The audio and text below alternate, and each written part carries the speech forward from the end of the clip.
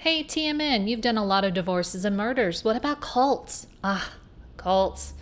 Not gonna lie, they fascinate me. Well, rather the psychology of them, how they work, how an organization potentially so ingratiated in all things bad, sinful, disgusting, can attract followers.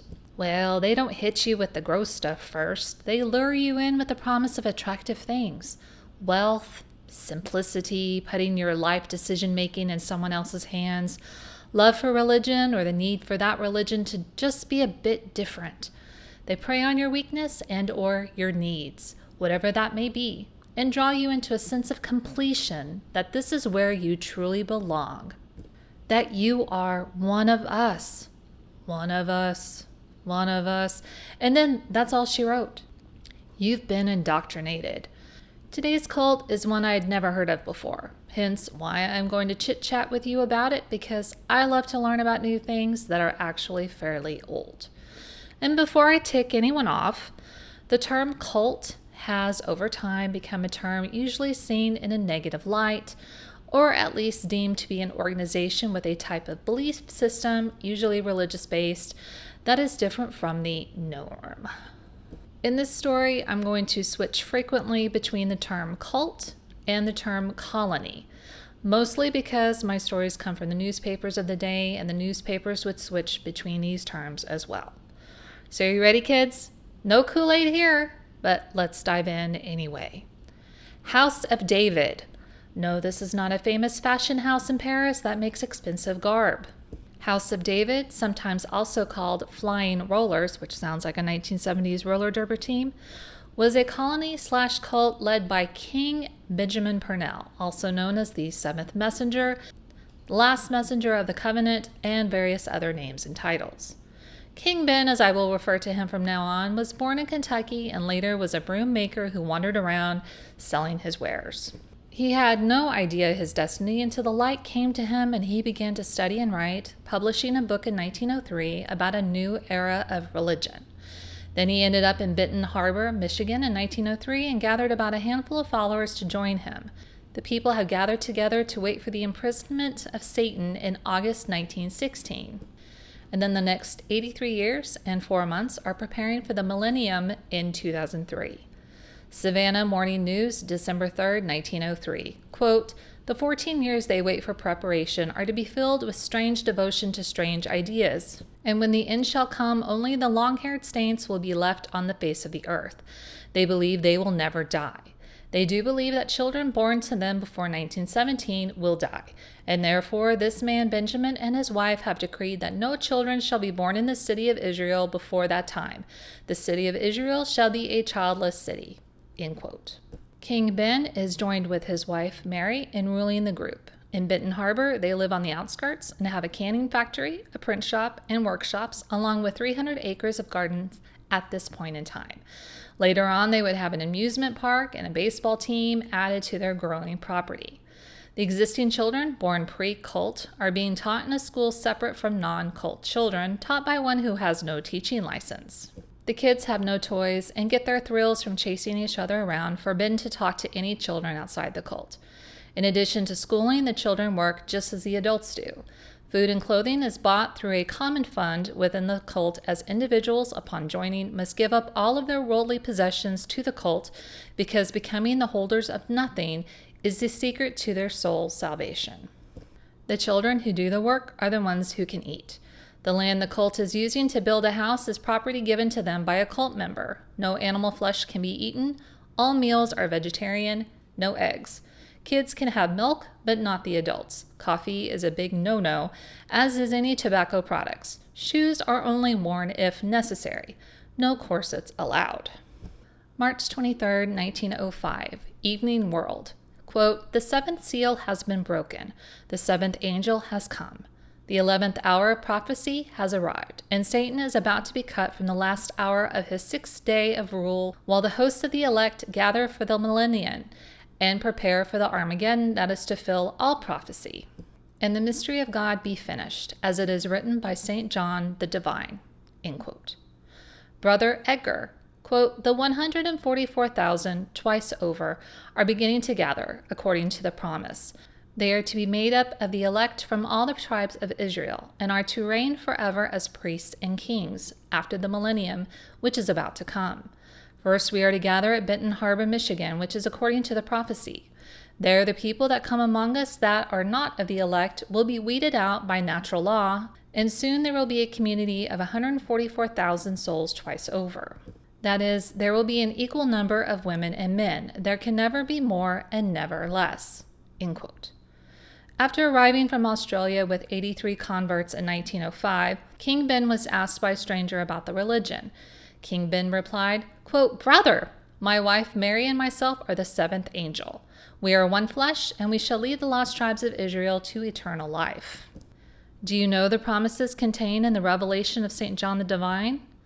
Quote, "And I heard a voice from heaven as the voice of many waters, and as the voice of a great thunder. And I heard the voice of harpers harping with their harps. And they sang as it were a new song before the throne, and before the four beasts, and the elders. And no man could learn that song but the 144,000 which were redeemed from the earth." End quote. Ben continued, quote, "My people are the 144,000 persons who shall be saved before death. We lead pure lives and keep our bodies clean, for cleanliness is preservation. We imitate the great teacher in every way, even to wearing long hair and beards. I was born in Kentucky, and 15 years ago I saw the light. I studied and wrote much, and daily the strength of the great teacher came to me. My people are the chosen of the 12 tribes of Israel." End quote. So we're going to hop forward a couple of years. About 20 touring cars have arrived at House of David to be used to travel around the country as missionaries to look for potential converts. At this point, they have about 1,000 members already, and thanks to all of the worldly possessions of members going to King Ben, he's said to be a millionaire. At this point, still no cutting of the hair because, as King Ben says, quote, "God gave us hair to wear and not cut off." End quote. There is still no marrying. Any converts who come into the cult married are required to physically separate, and if they already have children, those children are taken away from them and put into nurseries and schools. Men and women stay in separate quarters, though they are allowed to see each other during work hours. A couple of children have been born since the start of the cult, which is a no-no. The parents were excommunicated from the cult and deemed unworthy.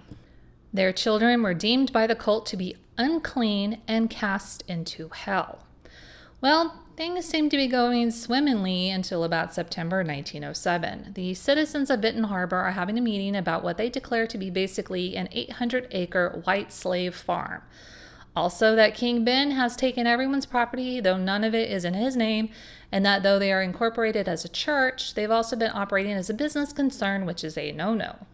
Well, by early October, he had secured complete control of every deed to all of the land that is under the House of David, which means that the state cannot get rid of him because now he and his wife legally own the land. Apparently, the group met on October 1st. King Ben told them what the state wanted to do and that the state objected to them, and all of the members that were original owners of the property presumably signed over the deeds to King Ben and Mary, and now giving them complete domination over them. If anyone wants to leave the cult, they will leave with nothing because they gave everything they owned to the couple. The couple can force these people to work for them because, again, if these people leave, they leave with nothing. January 1909. An English nurse has filed a $1,000 suit against the cult because she was, quote, "induced to join the colony because she was told the British Isles were to be submerged in the sea and all of the inhabitants were to be drowned."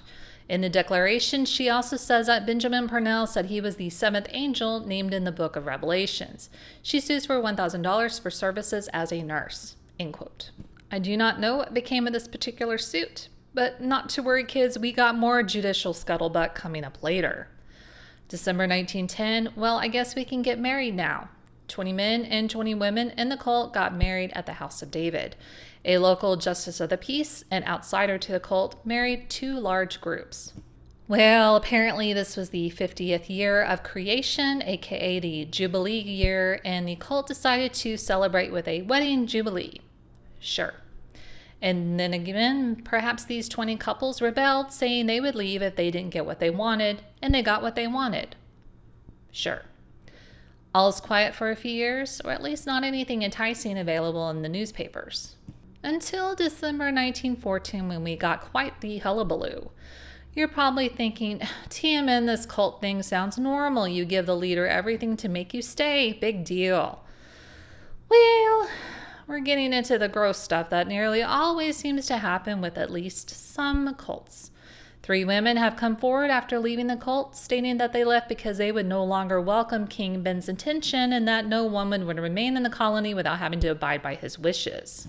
It's also stated that King Ben has violated the Mann Act, formerly known as the White Slave Traffic Act of 1910, which was a federal law that made it a felony to engage in interstate or foreign commerce transport of, quote, any woman or girl for the purpose of prostitution or debauchery, or for any immoral purpose, end quote.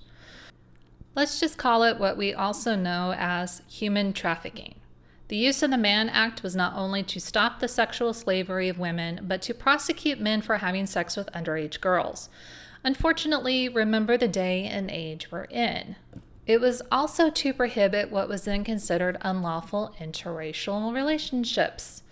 2 of the 3 females accusing him are 16 and 17 years old, respectively, and will be the ones that the prosecutors are depending on to get King Ben on the Mann Act violation charges. Others, unfortunately, that would probably be part of the indictment and provide testimony have exceeded the 3-year statute of limitations. 2 of the accusers are sisters who have lived in the cult for 6 years. Mrs. Holliday was one of those married in the 20-couple wedding jubilee. Quote, at the time we were married, Benjamin made each girl sign an affidavit that we were chaste and had not been intimate with him. This affidavit, he told us, was to protect the colony. My sister Lena and I objected to his overtures and were always out of favor. I have talked with over 60 girls at the colony and they all tell me about the same story. He would tell them that he was the king and that the king could do no wrong. That the marriage ceremony doesn't mean anything in the House of David is shown by the fact that Benjamin keeps the husbands and wives apart. The husbands work in outlying farms and the girls, especially the young and pretty ones, are quartered in Shiloh, Benjamin's headquarters, end quote. She also claimed that at the age of 14, he had visited her in her bedroom, which was also occupied with 3 other girls. Mrs. McFarland claimed a similar story, except it wasn't until she was 15 that she was visited, and after she had been in the colony for a year. Mrs. Clark, the elder of the trio who came to the cult with her husband and 5 children, claimed that she had seen him with as many as 3 girls in the so-called inner court. He would have them in their pajamas do dances for them. Mrs. Clark would say that she had come to the cult because the cult preached celibacy. She had already had 7 children and just didn't want to go through it anymore. She told a reporter, quote, I shall never forget the first time that I found out these things. I could not believe my eyes. However, I soon found out that the practices were part of the life, and knowing that my own little girl would soon be becoming a woman, I felt I could not stand to see her fall into Benjamin's clutches, and so I got out with my husband and children. My husband knew nothing of this until I left. My life is ruined, and I'm perfectly willing to swear to everything I have told you. I will also be glad to tell my story at any court of law. That place must be broken up, end quote. Now, I've watched many a documentary over the years about cults, and it seems like inevitably the male cult leaders have the need to wield his power over women. Not all of them, I'm not going to say that, but a good many seem to like the power rush. Sickos. And that these teenagers were separated from their parents and no doubt had no choice but to join. How would you get out of this situation? It's just sad. It's really sad. December 21st, 1910. Coy, son of King Ben, has been arrested on defamation of character charges by the 2 Holliday sisters. Also some more information that the 20-couple wedding was based on a lottery system. That the girls and men were led into separate rooms and told to write down who they wanted to marry of the opposite gender, making it sound like they had a choice in the matter. Apparently, the couples were paired up without any regard for feelings. Coy then published a letter in the local newspaper reflecting on one of the sisters' character, and she's suing him for $25,000 defamation, along with the other sister. Which is interesting since it's now known that Coy can't read or write, so it's believed he's just taking the blame for his father's stuff. And no one wants to investigate. Attorney James O'Hara visited the governor. Governor said he had received no complaints, so there would be no investigation. O'Hara said that ended the matter. The attorney of the 3 women, Harris Whitney, accused O'Hara of not really wanting an investigation, so if a complaint is needed, he would provide it. King Ben issued his own statement. Quote, "In the first place, we appeal to the public as reasonable thinking people and ask what organization, universities, colleges, factories, or business concerns of whatsoever nature does not have their private rules for the maintenance of the strictest order possible. And again, we would ask which of these deem it necessary to make public the rules which are made to govern their own institution or business." Now, referring to these rules, let us call your attention to a few brief points. Do not be seen embracing or going about with arms around each other, because it is a bad mark before the Gentiles, which is basically anyone outside of the cult. Does this forbid affection of those young people who frequent your city parks or other places of amusement who are seen with their arms about each other and in general conducting themselves in an unseemly manner? It is well understood that no gentleman will attempt to embrace a lady, and no lady allow herself to be embraced before the public in any such manner. Now note the following from the rule book. To boys and girls we allow by the law of suffrage many things which belong to young minds rather than to discourage them, but they should not abuse their privileges and take advantage and allow it to gender badinage, by which you become entangled with worldly things which corrupt your minds, by which many are deceived. All young people, both male and female, should appreciate the care and good advice, training, correction, and rebuke as from one who loves you with godly love and who would be grieved to suffer evil upon you, and therefore warn all of the dangers and deceitfulness of the devil. Your daily papers continually warn young girls of the many dangers which confront them at every turn in an endeavor to keep down vice, etc. Then think it strange because we are extremely careful to guard our young people against such, as you will see from the following. No flirtations in any manner whatsoever, no smiling, for such are evil signs, and such is what the Gentiles are looking for." End quote. A great deal has been said about Benjamin, and especially of his having the members of the colony under his thumb, if we may use the expression, and yet they will quote from our rule book, which says, "Pay no attention to Benjamin whatever." So at this point in time, it's said that the cult has $500,000 in cold cash, owns over 3,000 acres of Michigan farmland, an amusement park, 2 steamboats, and the buildings housing the community. They're doing fine. It's November 1915 that defamation against coy/perjury suit against the Holiday sisters finally starting. And a few days later, we have a verdict. One of the Holiday sisters is getting 6 cents. So not much in the paper for about 6 years. May 1921. King Ben's got some more problems in addition to the ones he's already got. In addition to the 3 women we spoke of previously, which lawsuits seemed as of now to have not gone anywhere, we have Mrs. Hilda, who is bringing suit against King Ben for the annulment of her marriage to a Russell, because King Ben forced the marriage on her. Her mother, Mrs. Pritchard, became a convert and left Australia with her 2 daughters, one which is Hilda, to come to the cult. She gave all of her possessions to the colony and spent the next several years enduring hardships through hard work with little food or clothing. Mrs. Pritchard said, quote, "There were some 50 or 60 girls at the house of David. My girls thought that I approved of anything that holy Benjamin did, but I did not know what was taking place at his house. When Benjamin was warned that officials were to make investigations, some girls were immediately married off to men they hadn't even spoken to." End quote. Mrs. Pritchard left the colony in September 1919 with both of her daughters. Hilda's husband would stay at the colony, but the other daughter's husband left with them. November 1921. A couple is bringing suit against the colony to try to regain their possessions and property to the tune of $60,000, and to ask for compensation of services rendered by the couple and their children while they were in the House of David from 1906 until December 1920.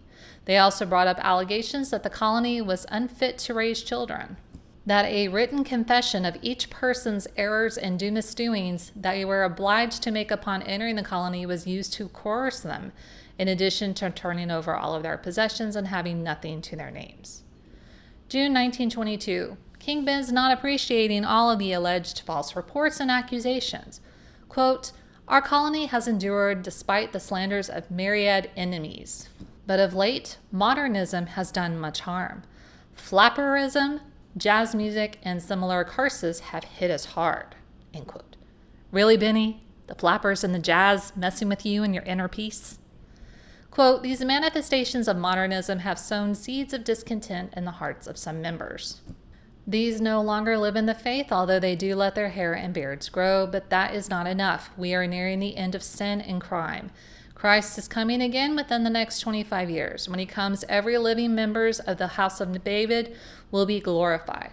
But they all must live right, eat no meat, work for each other, and forget themselves." End quote. Oh, and giving birth to children while you're in the cult is okay now. The kids ain't going to hell. But I would bet he might be. I'm also confused by the lack of true investigating or anything prosecutorial going on. Still. You bored yet? Welcome to 1923, where a whole lot of stuff is happening. February 1923. So we have another pair of sisters, née Bramford, who lived in the colonies since they were babies, now 17, Ruth, and 19, Gladys. Both are married to men selected by King Ben. Both were forced to leave the colony destitute and disgraced.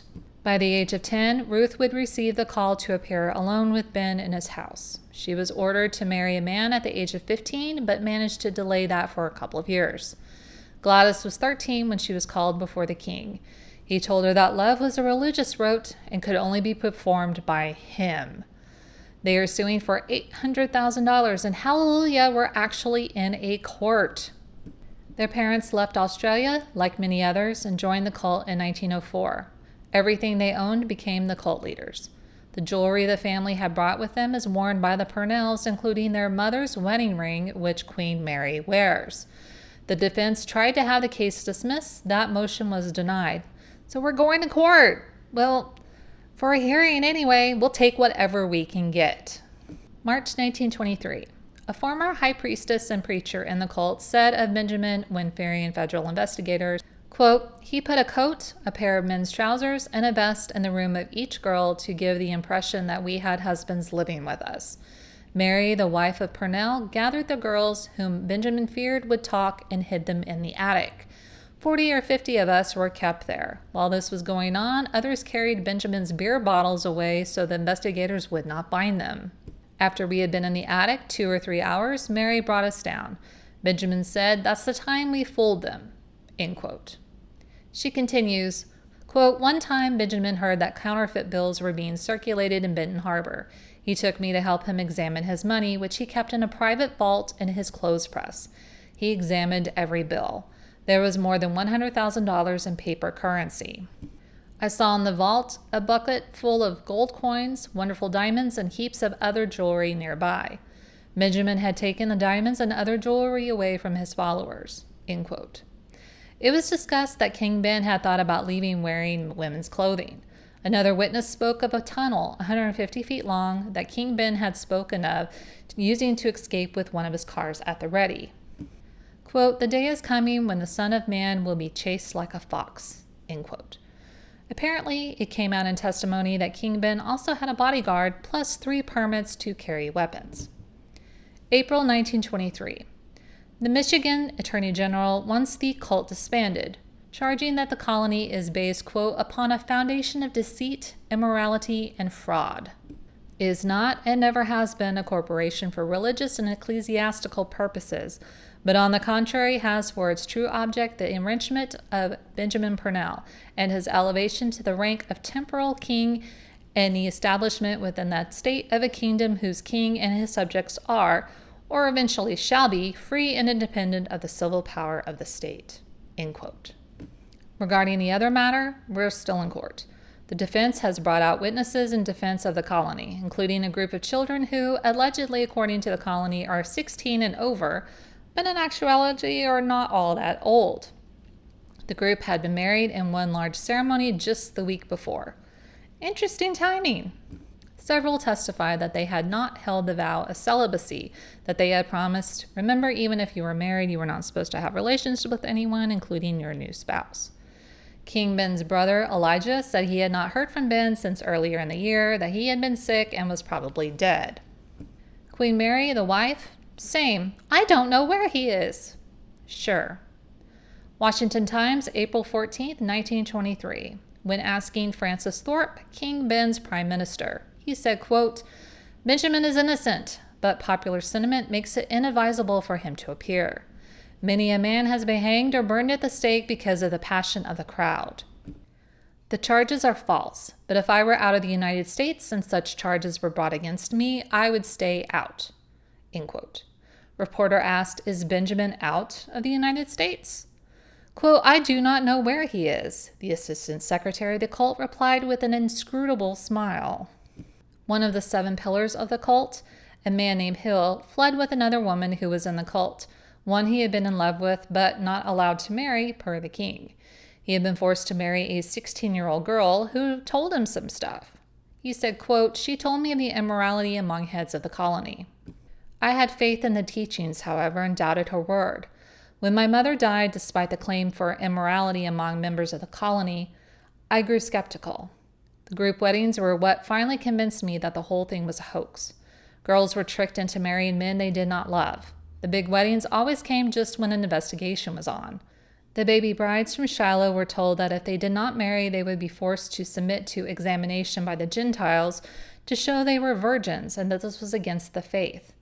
Lillian, the one he was really in love with, and I decided even the chiefs of the colony looked upon the claims for virginity and celibacy as a joke and decided to flee. End quote. So for this case, the judge, John Sater, has awarded the couple compensation for their services while in the cult. They didn't get the full $80,000, but did get in the end about $24,079 between the couple and their 3 children. The decision, which was 66 pages long, in very small part read, quote, Benjamin Purnell has taught his religious creed so as to cause some of the female members of the colony to submit themselves to him.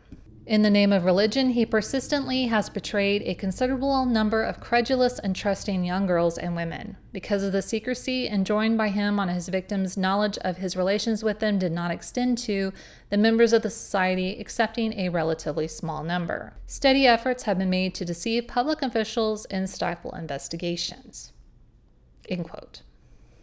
So what's next? The state's charges of fraud, deceit, and immorality is going to a hearing. Grand jury received the end of April, and the state is now looking into possible deaths of about 6 or so members from unknown causes. Exhumation of bodies is being considered. Since 1904, about 43 have died in the colony. According to Ben's teachings, only those not firm in the faith taught by him will die. Those who die don't get any kind of formal ceremony. As far as the newspapers are concerned, I could not find any further information about the deaths. But you'd have to assume that people died there, but I could not find anything about purposeful deaths. Where's Benny? No one knows. His wife, quote, Benjamin will be back. He has nothing to fear, having lived with him all these years. Am I not the one to know he is innocent of these charges? End quote. J.D. Tucker, a leader in the colony, said, quote, Benjamin is too busy spreading the word of God right now to come back here. But when it is time for him to appear, he will do so. He has nothing to fear. End quote. Sheriff Bridgman did some searching with warrant in hand, including a raid on Shiloh, the home of King Ben, searching through the home and hidden tunnels without any findings. They found a freshly pressed shirt and a pair of trousers. Where, oh, where has Benny done gone? Oh, where could he be? Some think he hasn't fled anywhere, that he's hidden somewhere in the compound. Others think he's dead. Now, it's confusing. We're still in court. Another woman who has been a member of the cult since basically the beginning has filed suit. Mrs. Meldrum, in her bill, says she was loath to believe the charges against Benjamin until recently. She says she has lately learned that the, quote, work of Purnell was not devout and useful, but that Benjamin Franklin Purnell is an impostor. That both daughters of this plaintiff were at a very early age treated improperly by Purnell, and that one daughter has been used by him to get other girls into his power, end quote. That daughter is described as the, quote, executive director, confidant, and intimate of Purnell, end quote, in her mother's complaint. January 1924. Coy, scapegoat and son of King Ben, has died at the age of 40 from a long-term illness, exacerbated by pneumonia. But you know the cult. It said that Coy is dead as a result of sin. What? Yeah. Because he married a woman outside of the cult and has been a bit estranged from dear old dad because of it. And only because of Queen Mary, that the son even lives at the colony. November 1924. So, you know how that couple got some of their requested money back for the services rendered during their time at the cult? colony is appealing it all the way to the U.S. Supreme Court so they can get a rehearing. May 1925. The Johnson couple, former members of the cult, have brought about a $200,000 damage suit. They too want their money back that they gave to the cult on their entry and labor that they performed and were not paid for. Their daughter was married off at the age of 17 to a man she barely knew. Later, she did get a divorce. Well, November 1925, we get an update on some of the suits brought against him. The $100,000 per sister suit, Gladys and Ruth, dismissed. So if King Ben's hiding, afraid of arrest, he doesn't need to be at this moment.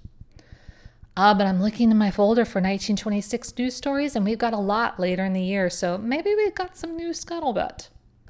November 17th, 1926. Well, looky. King ain't dead. King ain't hiding anymore. He's been arrested on a tip from a neighbor and also from one of his alleged female victims. He, along with a handful of his minions, were arrested by Inspector Ira Marmon and 15 state troopers at the colony. Wearing underwear and a heavy sweater, which is an interesting look, he sat quiet in his jail cell and said nothing. So I'm confused because we had heard that Ruth and Gladys' suit against him was dismissed, but he was arrested on those charges from 4 years ago along with a third warrant. Each sister had their own warrant, I believed, from a Mrs. Bessie Woodworth charging assault at the age of 15.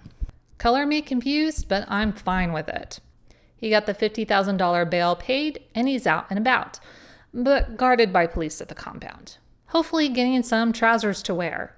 In addition to the big suit, he still has some civil suits on the docket, including one by the state to dissolve the cult as a public menace. So where has Ben? He said, quote, "I have been many miles," end quote. He had been at the colony for the last year. He's referring to the time before that. The king is at the justice court for arraignment, stating, quote, "Christ suffered and I too am bearing my cross." Do I look like the kind of man who would wrong girls as my enemies have charged? End quote. Of course, he's been brought into the court by an ambulance, so no, maybe not now, but you aren't always a decrepit fleer from justice. He's pled not guilty. Since we haven't heard from Ben in 4 years, I'm sure you're just wanting to know what he thinks about all of these accusations. He's 65 at this time, suffering from a bad case of diabetes. Quote, "I have lived the life of a celibate ever since I received this most holy faith, which was approximately 3 years ago. Since that time, I have followed religiously the tenets of the faith of which I am the head, and not once in that time have I known a single woman, not even my own beloved wife, Mary Purnell. The stories of these disgruntled ex-members that I attacked them under the guise of a faithful religious rite are falsehoods. Money, the root of all evil, is behind these charges. It is blackmail, pure and simple. The plot was hatched within the colony years ago by certain parties. Thwarted in their ambitions to assume a position of power in the House of David, they garnered a few of the weak-minded nitwits of the colony about them and sowed the seeds of this diabolical plot in their minds. The result, the world now knows. The remainder of these cohorts swooped down on me with their suits and false, ugly charges, and such a hue and cry was raised in the press of the nation that I knew I could not secure a fair trial. So I fled 4 years ago.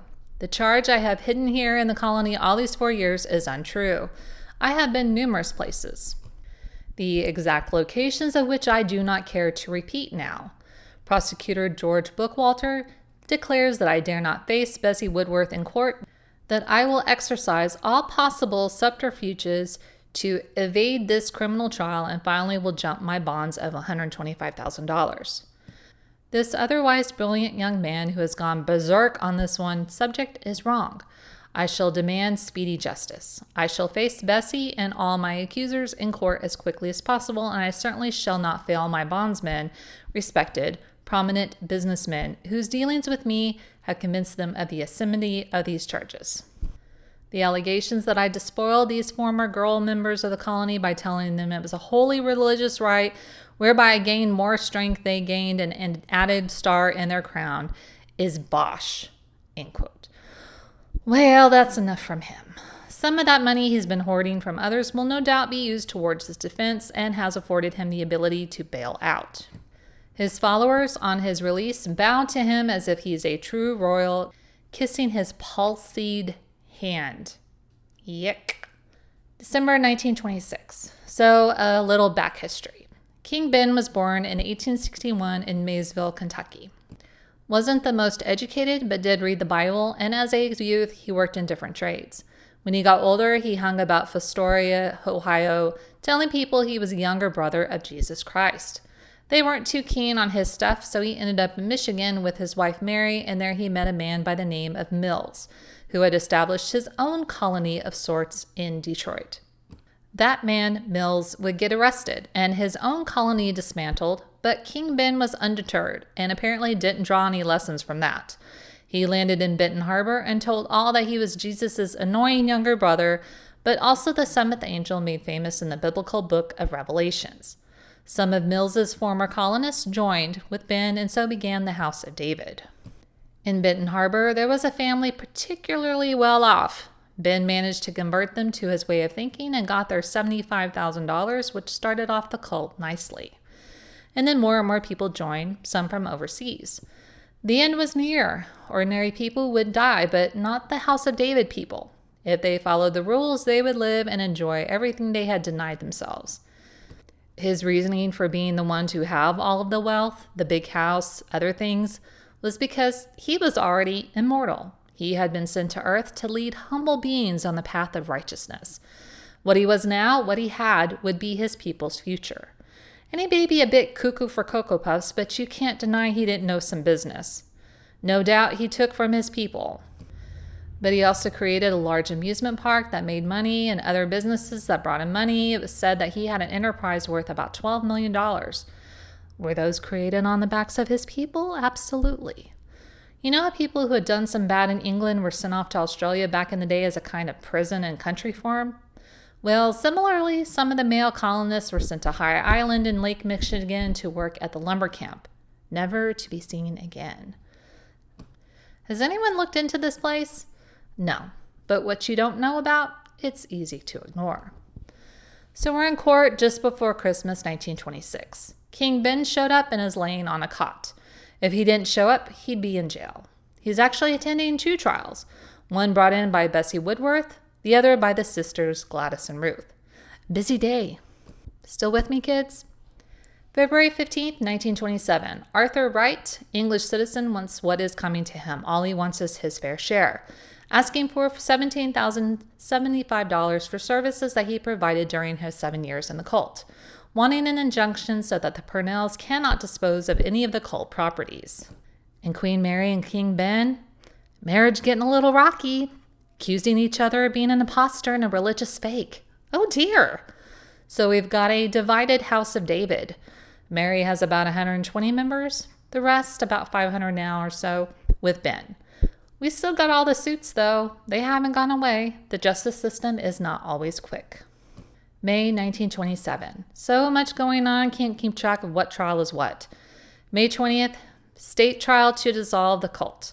Dolly Wheeler on the stand testifying, much like other women have, about King Ben's practices with girls.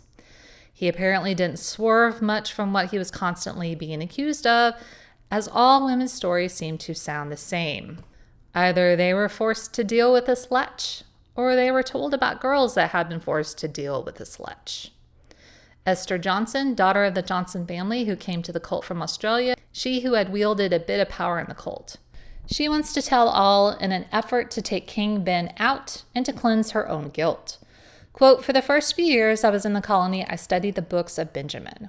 We all had to learn every word of his teachings, which were a constant refrain of his greatness and deity. He claimed to be the younger brother of Christ, the angel Gabriel, the seventh messenger, endowed with the power of the Almighty God, and the judge of Israel. I firmly believed his claims." End quote. The father of 3 girls that had joined the cult with him testified, destroyed at what he discovered about King Ben. Quote, "I joined the colony in 1906, bringing my wife, my 3 little girls, and my baby son from Birmingham, Alabama.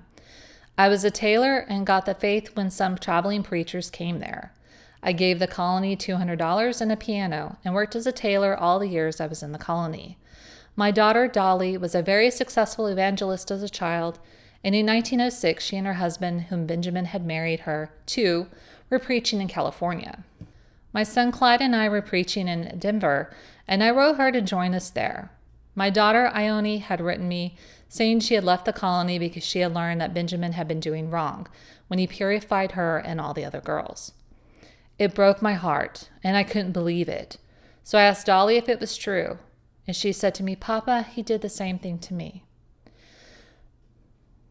The father would cry on the stand, and then he continued, quote, "If I'd known that, I'd have shot him," end quote. He never returned to the colony. Person after person testified against the cult's doings, particularly of King Ben. Mrs. Worth testified, quote, "I firmly believed in his claims of divinity. In fact, one night when he was in my room with me and a group of girls, and Mary, his wife, knocked on the door, he hid behind a screen. I firmly believed he had gone right through the wall, as Jesus did when he came to the apostles, until years later when I found out there was a closet with a false wall through which he had gained his own room. My father was bitter against the colony, and he told me after my mother died that he was taking my younger sisters and brother away and was coming for me the following Monday. Benjamin sent for me and told me my father was a shrewd man who could make a lot of trouble, so I'd have to get married. I said I didn't want to, but he insisted that I pick out either Irving Smith or William Fry, as they were the only two unmarried men left in the colony after several group marriages. The next day he sent for me, and they brought me downtown to this courthouse, and I still didn't know which one I was going to marry. When I got there, the justice of the peace told us to stand up and hold hands, and when I heard him say, "Irving, do you take this woman," etc., that was the first I knew which man or Benjamin had arranged for me to marry. End quote. August 9, 1927. King Ben has chronic tuberculosis of both lungs and will not last another year, according to his personal doctor, Dr. C.N. Sowers. Also, apparently, he has diabetes, heart murmur, and high blood pressure. Must have been all of that sinning you were doing, right? Pure of life, live forever? Whoops. August 12, 1927. Apparently, King Ben was married before and never actually had divorced from his first wife before marrying Mary, although his attorney would say that it was not necessary to get a divorce if you were married and separated before the age of 18 in Kentucky. How convenient.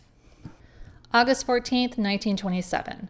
King Ben feared that his wife and Frances Thorpe were trying to undermine him. We have mentioned this before, but now it's been brought up in the state suit against him. He had been asked some things he had written or said before, calling Mary a deceitful reprobate, saying he cannot write of her infernal wickedness, referring to her as Mary. He denied being instrumental in the group marriages, saying it was Mary that did those arrangements. November 11, 1927. King Ben is near death, once 200 pounds, now 130 pounds, skin and bone, invalid. House of David has been ordered into receivership by Judge Feed, and King Ben was banished from the House of David. The judge found House of David to be a public nuisance after 3 months and more than 250 witnesses to both defend and assault the morality of King Ben. After King Ben was exiled, so too was Queen Mary, his wife. However, the colony was not completely dissolved. Members of the faith may continue to practice and operate their enterprises, but under receivership, appointed by the state. Those who continue with the colony are free to leave at will, and if they choose to leave, they may pursue to receive recovery of property that had originally been given to Men and Mary. King Ben died December 16, 1927, after being ill for some time. His followers are still faithful to him and fully expect him to rise from the dead, which will happen 3 days after his death. Well, there was no moment of King Ben rolling away a stone and getting himself resurrected, so they pled with health officials to leave his body untouched for an additional day as Lazarus rose on the 4th day. Dr. P.J. Donna of the Benton Township in Michigan said, "Sure, why not?" I wonder if he was curious if anything would happen. I would have been standing by with a bag of popcorn and a soda. In addition to the possibility of a body rising from the dead, it's also part of a teaching not to touch the dead, so Dr. Donna allowed for it. And he rose from the dead! Ha! No, he didn't. He stayed put. In January, his mummified corpse was returned to the House of David, waiting for the completion of his mausoleum to be finished so he could be placed in it. 1931, allegedly, Ben had at least $1 million of cash and jewels hidden, and it's being sought after. If it was ever found, I have no idea.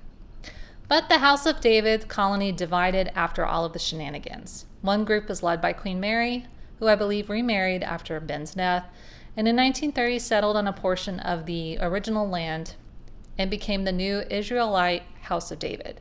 It still exists in some form, I believe, but obviously not under her tutelage, as she died in 1953.